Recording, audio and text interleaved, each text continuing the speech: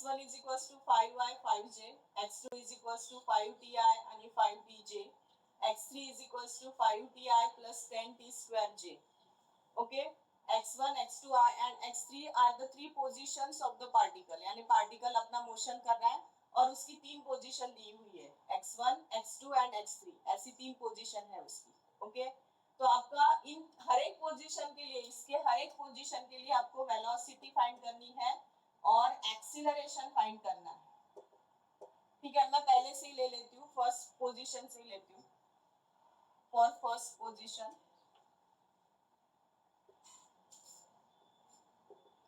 और first position, पहली position है आपकी पार्टिकल की x1 is equals to 5y plus 5j.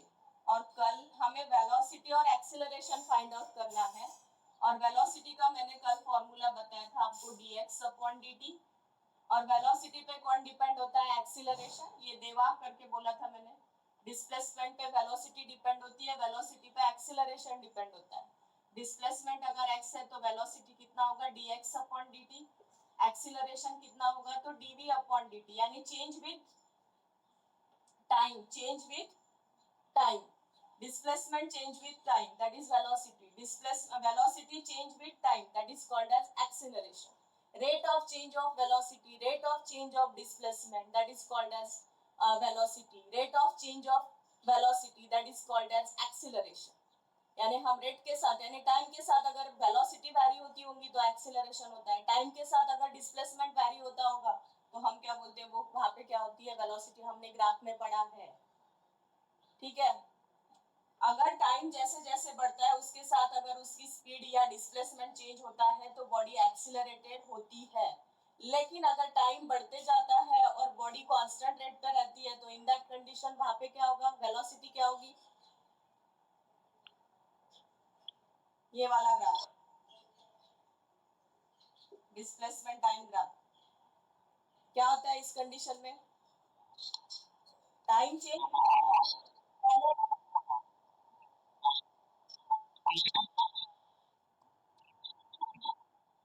Constant, यानी यहाँ पे एक बॉडी एक कांस्टेंट रेट से चलती रहेगी, ऐसा बोल सकते हो आप. ठीक है, लेकिन देखो पहले यहाँ पे बोल सकते हो खड़ी की खड़ी है मेरी बॉडी, चेंज नहीं हो रही है. डिस्प्लेसमेंट एज इट इज है. डिस्टेंस मैंने पोजीशन टाइम ग्राफ ले रहे हैं हम ये. हाँ, यहाँ पे टाइम चेंज हो रहा है, यानी मैं जब जैसे अभी यहाँ पे खड़ी हूँ, 5 मिनट होने के बाद भी मैं यहीं पे खड़ी हूँ और 10 मिनट के बाद भी मैं यहीं पे खड़ी हूँ. अब बताओ मेरी यूनिफॉर्म मोशन है क्या? कौन सी पोजीशन पे हूँ मैं? रेस्ट पे हूँ. टाइम चेंज हो रहा है लेकिन डिस्प्लेसमेंट एज इट इज है, उसमें कोई भी चेंज नहीं है. तो इन दैट कंडीशन बॉडी कौन सी हुई? रेस्ट कंडीशन पे.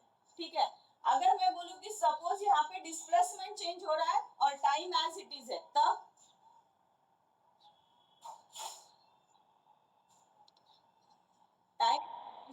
टाइम में कोई चेंजेस नहीं है, टाइम का फंक्शन ही नहीं है उसमें, तो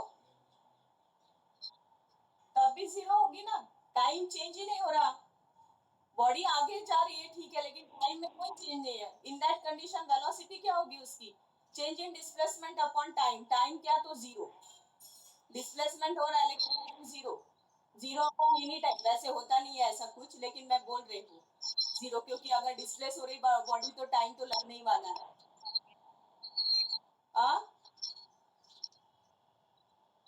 नॉट डिफाईन ची कंडिशन आहे. ओके, नॉट डिफाईन ची. पण एक आपण अंदाज, एक इमॅजिनेशन, म्हणजे असं ठरवू, आपला एक लॉजिक सारखं कन्सिडर करू की टाइम व्हॅरीज नाही होते आणि बॉडी डिस्प्लेस होते.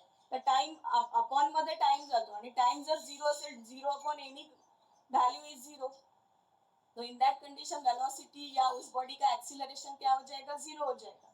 अब यहाँ पे देखो हमारा जो पहला पोजीशन है x1 is equals to 5y plus 5j, और हमें वेलोसिटी और एक्सीलरेशन निकालना है. Velocity means displacement upon time, that is dx upon dt, and acceleration means dv upon dt. dv upon dt. हमें वेलोसिटी फाइंड आउट करनी है, तो velocity का फॉर्मूला क्या है हमारा? That is d dt of x. What is x? x is 5y plus 5j. यहाँ पे ये डीडीटी है, यानी ये हम इसमें डेरिवेटिव निकाल रहे हैं, ठीक है। तो डेरिवेटिव के कंसेप्ट में हम जिसके रिस्पेक्ट से उसको डिफरेंशिएट कर रहे हैं, यहाँ पे differentiate with respect to time है, तो यहाँ पे अगर टाइम का फंक्शन रहा तो ही ये डिफरेंशिएट कर पाता है, अदरवाइज ये इसको डिफरेंशिएट नहीं करेगा। इन दैट कंडीशन उसकी वैल्यू क्या हो जाएगी, 0। यहाँ पे टाइम फंक्शन है लेकिन यहाँ पे टाइम का फंक्शन नहीं है, यहाँ पे टाइम नहीं है, यानी ये जो डिस्प्लेसमेंट हो रहा है ये टाइम के साथ वैरी नहीं हो रहा है, डिस्प्लेसमेंट कांस्टेंट है। अगर यहाँ पे डिस्प्लेसमेंट कांस्टेंट है तो वेलोसिटी क्या हो जाएगी, क्या हो जाएगी, टाइम का फंक्शन ही नहीं है यहाँ पे। अगर टाइम का फंक्शन होता तो हम इसको डिफरेंशिएट कर पाते, लेकिन यहाँ पे टाइम का फंक्शन नहीं होने के कारण यहाँ पे वेलोसिटी क्या हो जाएगी, 0। अगर वेलोसिटी 0 है तो वेलोसिटी पे एक्सीलरेशन डिपेंड होता है, तो एक्सीलरेशन भी इन दैट कंडीशन कितना हो जाएगा, 0। हाँ, सेकंड कंडीशन लो। सेकंड कंडीशन का हमारा पार्टिकल है x2 is equals to 5ti plus 5tj। फिर हम इसको ऐसे डिफरेंशिएट करेंगे, v is equals to ddt of x2, that is ddt of x2। x2 कितना है, तो 5ti प्लस 5tj। अब देखो यहाँ पे t का फंक्शन है, यहाँ पे भी t का फंक्शन है, t का फंक्शन यहाँ पे भी है, t का फंक्शन यहाँ पे भी है, तो इन दैट कंडीशन यहाँ पे वेलोसिटी फॉर्म ऑफ होगी क्या, वेलोसिटी रहेगी क्या, क्योंकि टाइम चेंज हो रही है। और डिफरेंशिएट डेरिवेटिव का ये पहला फॉर्मूला है,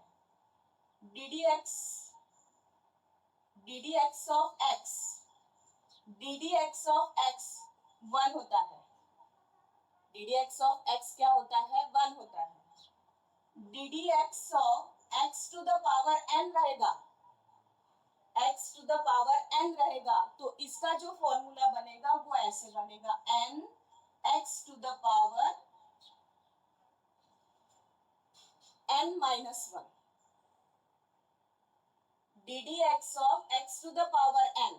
फंक्शन देखो सेम है, डेरिवेटिव जो जिससे हम डिफरेंशिएट कर रहे हैं और वो ये जो फंक्शन है ये सेम होना चाहिए, तभी हम इसको डिफरेंशिएट कर पाते हैं। तो ये n सामने आएगा और पावर में से एक माइनस हो जाएगा, ये दो फॉर्मूले ध्यान में रखना।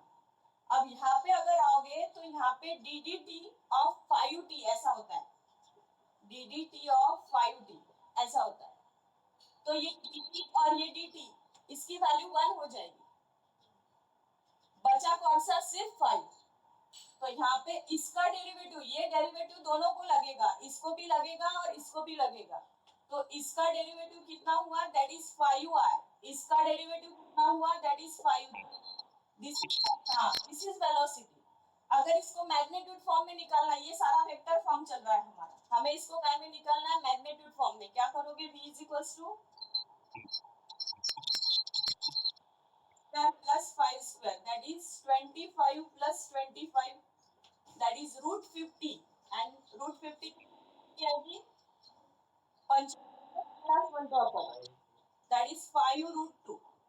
50 मला आपण काय लिहितो, 25 गुणिला 2, 25 5 म्हणून बाहेर निघतो आणि 2 तसाच राहतो, म्हणजे याचा किती मिळाला तुम्हाला मॅग्नीट्यूड, दॅट इज 5 रूट 2। याची वेलोसिटी किती झाली, 5 रूट 2 मीटर पर सेकंड।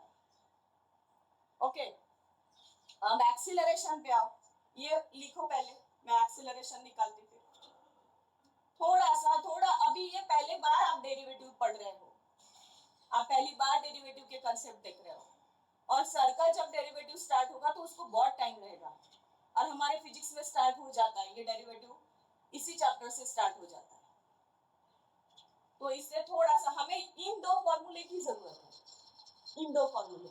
अगर यहाँ पे मैं अगर t का फंक्शन लेती हूँ तो यहाँ पे भी मुझे t होगा, तभी इसका ddt 1 होगा, यहाँ पे भी मुझे t लगेगा। ये अगर x है तो इसकी वैल्यू 0 हो जाएगी, क्योंकि वहाँ पे t का फंक्शन ही नहीं है।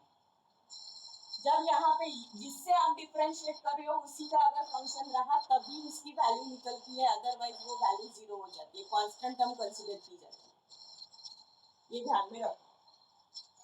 यहाँ पे x लिया, यहाँ पे जैसे हमने लिया है, यहाँ पे डी डी टी लिया, यहाँ पे टी के फंक्शन नहीं थे, इसलिए सीधे हमने जीरो कर दिया। लेकिन इस प्रॉब्लम में टी के फंक्शन थे, हमने इस हर एक को टी से ये किया, डिफरेंशिएट किया। यहाँ पे भी टी है और यहाँ पे भी टी है, इसलिए इसको इसका डेरिवेटिव निकला, अदरवाइज इसका डेरिवेटिव नहीं निकलता। यहाँ पे अगर x होता तो इसका डेरिवेटिव जीरो होता, क्योंकि हम differentiate with respect to time कर रहे हैं, और फंक्शन अगर x का होता तो ये इसको डिफरेंशिएट नहीं कर पाता, तब उसकी वैल्यू जीरो हो जाती। ये ध्यान में रखो, जिससे डिफरेंशिएट कर रहे हैं उसी का फंक्शन यहाँ पे होना चाहिए, तभी जाके वो डिफरेंशिएट होता है, अदरवाइज इसकी वैल्यू जीरो होती है। ये ध्यान में रखो। ये हो गया होगा, तो मैं इसका एक्सीलरेशन फाइंड आउट करती हूँ। जो नए बच्चे हैं वो देखो समझता है क्या, थोड़ा सा आपके लिए ये सारे कंसेप्ट थोड़ा, हाँ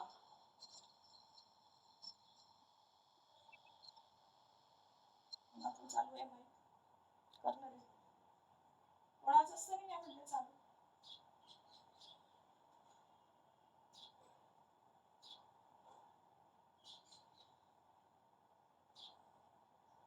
माझं चालू आहे, कोणाचंच नाही आहे चालू।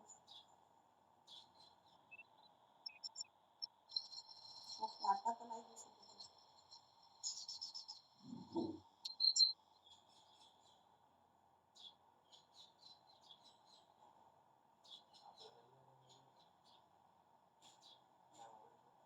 हो माझ्या याचं चालू आहे, माझं चालू आहे शुभलक्ष्मी, तुझा बंद आहे।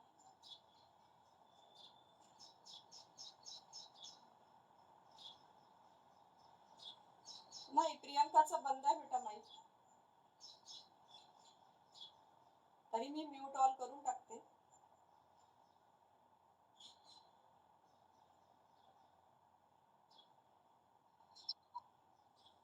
हे झालं असेल तर सांगा मला।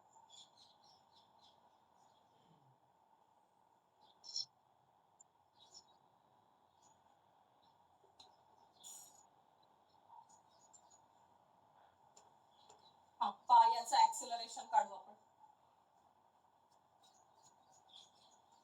अब एक्सीलरेशन का फॉर्मूला क्या है हमारा, acceleration is equal to change in velocity upon time, ठीक है। तो a is equal to formula जाता है dv अपॉन dt, ये सारे वेक्टर फॉर्म में चल रहा है हमारा, और v वेक्टर फॉर्म में हमने निकाला है 5i प्लस 5j, क्या निकाला है 5i प्लस 5j, ये हम इसमें डालेंगे ddt of 5i plus 5j। अब बताओ मुझे निकलेगा क्या इसका, हाँ इसका डेरिवेटिव निकलेगा क्या, नहीं, यहाँ पे टी है, यहाँ पे कहीं पे भी नहीं है, अगर यहाँ पे टी नहीं है तो इनकी वैल्यू जीरो हो जाती है, तो इन दैट कंडीशन उसका एक्सीलरेशन क्या होगा, जीरो, क्योंकि वेलोसिटी तो है लेकिन टाइम के साथ वैरी नहीं हो रही है, वेलोसिटी वेलोसिटी कांस्टेंट रह रही है, यानी कहीं पे भी जाएगी कितने भी टाइम पे जाएगा तो वेलोसिटी जैसे की वैसी रह रही है। इन दैट कंडीशन अगर टाइम के साथ वो वैरी नहीं होती होंगी तो वो वेलोसिटी कौन सी होगी, उसकी यूनिफॉर्म वेलोसिटी होगी, तो इन दैट कंडीशन उसका एक्सीलरेशन कितना हो जाएगा, दैट इज जीरो, ठीक है। चलो थर्ड पोजीशन पे आओ, मैंने वो तीसरा x3 इज इक्वल्स टू, क्या है x3 का फॉर्मूला हमारा, स्वरक सामने 5ti है ना, t स्क्वायर j, ये था हमारा x3 function 5ti plus 10t square j, okay. चलो डिफरेंशिएट करो, हमें वेलोसिटी फाइंड आउट करनी है, velocity is equals to ddt of x3, okay, that is ddt of x3, x3 कितना है तो 5ti plus 10t square j।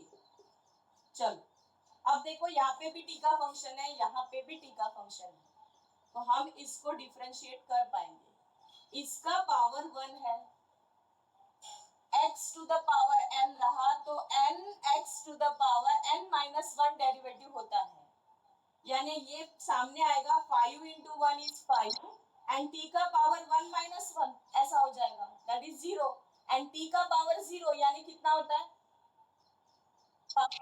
One, उसका value क्या होगा 1, आपका पावर इंडाइसिस के रूल के अनुसार a का पावर 0 रहा तो आप उसकी वैल्यू 1 लेते हो। इसका मैं डेरिवेटिव निकालूं तो ये ऐसे होता है 5t to the power 1 minus 1, 1 minus 1 is 0, that is t power 0, उसकी वैल्यू 1 होती है, तो आंसर क्या आएगा सिर्फ 5, यानी इसका डेरिवेटिव कितना आता है तो 5i, या i as it is plus ये 2 सामने, ये जैसे n सामने आया, ये 2 सामने, 10 2s are 20 and t to the power 2 minus 1, n minus 1, that is 2 minus 1, that is 1, that is t into j।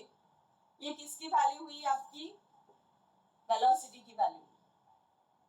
अच्छा, इसको मैग्नीट्यूड फॉर्म में रिप्रेजेंट करना है तो क्या करोगे, क्या आएगा वैल्यू,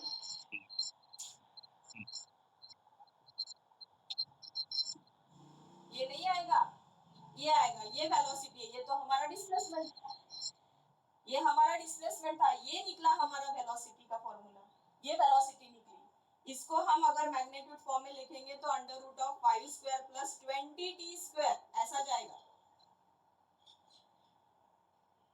टाइम दिया नहीं है आपको, इसलिए हम इसे आगे सॉल्व नहीं कर पाते। किया भी तो ये 25 हो जाएगा प्लस 20t स्क्वायर, लेकिन उसमें वैल्यू नहीं है, सॉरी 20t, हाँ t स्क्वायर, 20t और t की वैल्यू दी होती तो हमने डाल दी होती तो वो सॉल्व कर सकते थे, लेकिन यहाँ पे कुछ भी नहीं है। t का फंक्शन, हमें प्रॉब्लम में टाइम कौन सा है, किसके टाइम से लेना है वो बताया हुआ नहीं है, तो इसका मैग्नीट्यूड इतना ही आएगा। इसे अगर हम और सॉल्व कर ले तो बस इतना आएगा, दैट इज 25 प्लस 20 का स्क्वायर 400t, बस खत्म, t स्क्वायर, इतना इसका मैग्नीट्यूड है। अगर t की वैल्यू डाल दी होती प्रॉब्लम में, हम डाल के इसको पूरा सॉल्व कर लेते। ठीक है, ये वेलोसिटी हुई। अब हमें एक्सीलरेशन निकालना है। मुझे पता है जो आज ज्वाइन हो रहे हैं उनको बहुत कम समझ में आया है।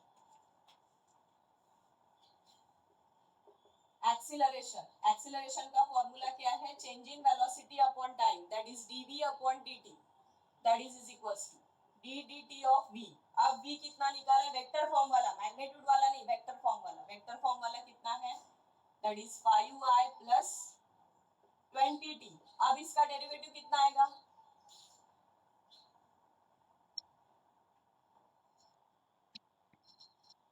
हाँ j नहीं लिखा मैंने, हाँ कितना आएगा 20j, कैसे, यहाँ पे t का फंक्शन नहीं है तो इसकी वैल्यू तो 0 हो गई, प्लस यहाँ पे इसको अगर हम डिफरेंशिएट करें D D T of 20t को, तो ये ऐसा सोचो, हम रूल के हिसाब से उसको छोड़ देते हैं, ये dt कैंसिल हुआ, बचा क्या सिर्फ 20, यानी बचा क्या 20 और ये j, ये हुआ आपका एक्सीलरेशन इन वेक्टर फॉर्म, ये सारे वेक्टर, दैट इज 20j। इसका मैग्नीट्यूड निकाल सकते हो under root of 20 square, that is 400, बाहर कितना आएगा, दैट इज 20, इसका मैग्नीट्यूड निकल जाता है। काढा ना, काढा, जितका आन्सर काढता येते तेवढं काढायचं, जिथे संपला, आता मी इथपर्यंत काढलं, याच्या पुढे काढलं नाही, का नाही काढलं, कारण हे पुढे सॉल्वच नाही होत, त्यांनी मला टाइम दिला असतं तर मग मी काढलं असतं ते पुढचं।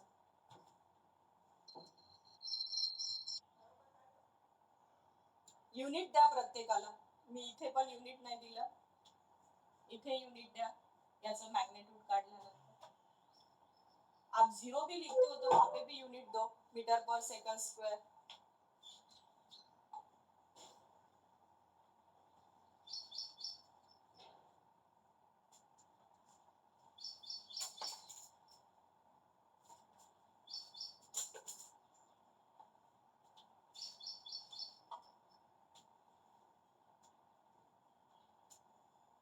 और हो गया होगा तो बताओ मुझे।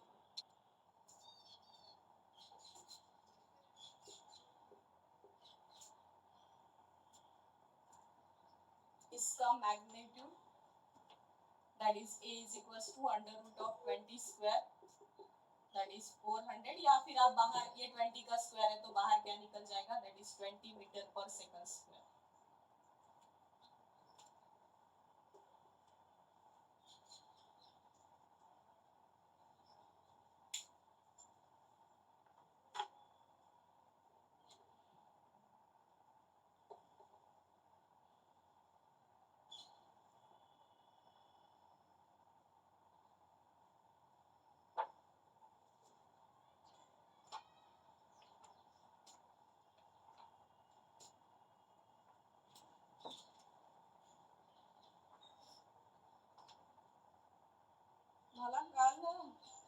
पाठवले होते वाटतं याचे आन्सर आणि हे हर्षलनी पाठवले होते. हर्षल आहे का आज?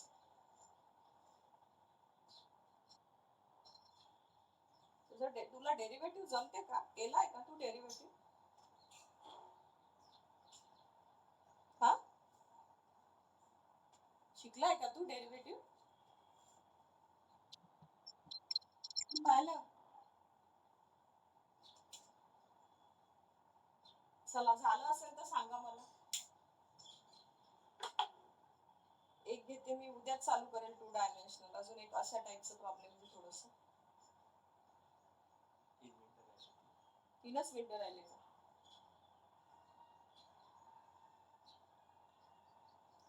चलो, हो गया. एक्चुअली इसमें 3 प्रॉब्लम हो गए. एक पोजीशन के लिए पूछ लिया होता तो अच्छा होता. 2-3 पोजीशन के लिए पूछ लिया इसने.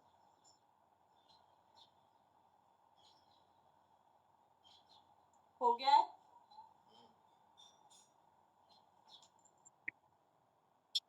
सगळ्यांचं. चला बघा मग एक problem. The initial velocity of an object is. हे अशा टाइप मध्ये तिकडे विचारतात. आजकाल तुमचं जे सिलेबस आलेलं आहे 11-12चं ते त्याच हिशोबाने आलेलं आहे की तुम्हाला पुढचं कॉम्पिटेटिव्ह साठी पण तुम्ही प्रिपेअर व्हायला पाहिजे म्हणून. नुसतं स्टेट साठी नाही तर कॉम्पिटेटिव्ह साठी पण प्रिपेअर व्हायला पाहिजे म्हणून हे अशा टाइपचे वगैरे प्रॉब्लेम तुम्हाला दिलेले आहेत. आता मला वाटते टेक्स्टबुकचं सॉल्व प्रॉब्लेम असावं बहुतेक हे. माझा असा अंदाज दिसते, नक्की मला माहिती नाही. याच्यात एक प्लस साइन दिलेला आहे. हो, प्लस वाले बहुतेक त्याचे असतात असं मला वाटते. The initial velocity of an object is vector u is equal to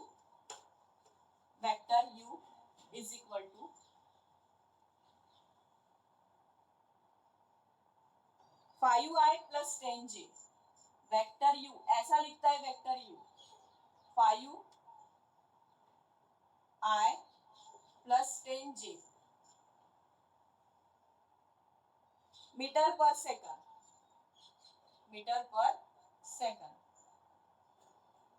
Its constant acceleration is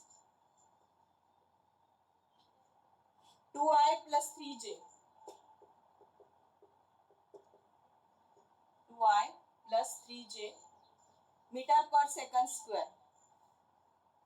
Determine velocity and displacement. Determine velocity and displacement after 5 seconds. After 5 seconds.